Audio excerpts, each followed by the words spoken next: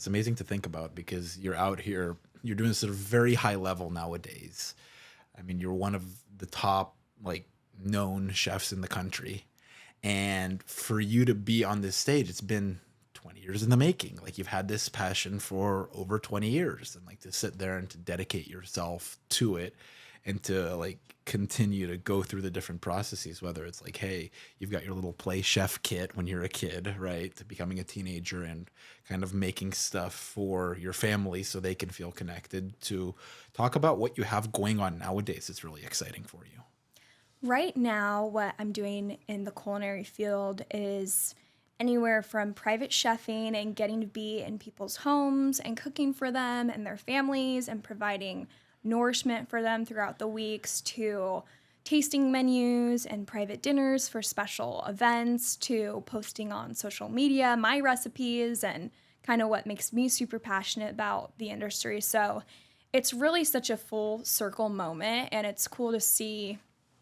I know we've talked about this before, but how God is such a storyteller, right? Because it was something that I loved and like watched people on TV thinking like, "Ugh, I wish that could be me one day," to now like it's pretty much happened. And it's like so surreal, but I can only give like credit to God, because it's almost like, oh my gosh, what now? Like I've accomplished something that I never even thought. Like I've become a private chef. Like I did it with the help of God. And so it is crazy to see that, these dreams you dream are possible. You just have to be determined and like keep taking steps forward. And not only possible, but your dreams at the end of the day are yours. Like, I mean, God had this path laid out for Gianna, Mm-hmm. and at a very young age, you were drawn to it. And it's really interesting to see how it's kind of played out over the years. Mm-hmm.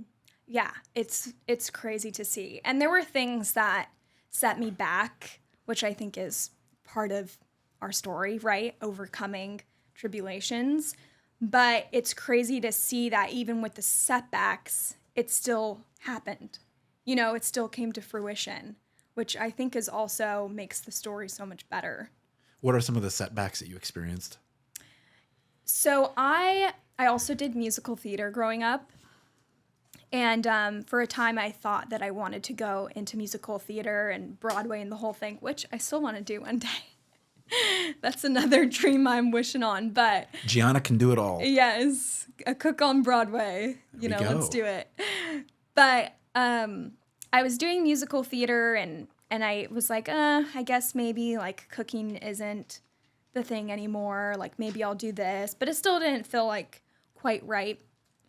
I decided to study abroad after my senior year in high school in Italy, and I studied Italian. And I just fell in love with the culture. I fell in love with the food, the people, everything in Italy. And so I decided I'm going to come back and I'm going to go to culinary school in Italy, which was always my dream. But because I kind of put it on the back burner, I was a little afraid to make that jump. And I decided anyways because my parents were very supportive of it.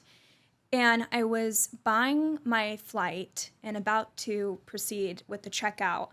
And then I just had this like feeling that I just shouldn't go to Italy. It was going to be, I think, the fall of like 2019, if we all remember what happened, which was COVID.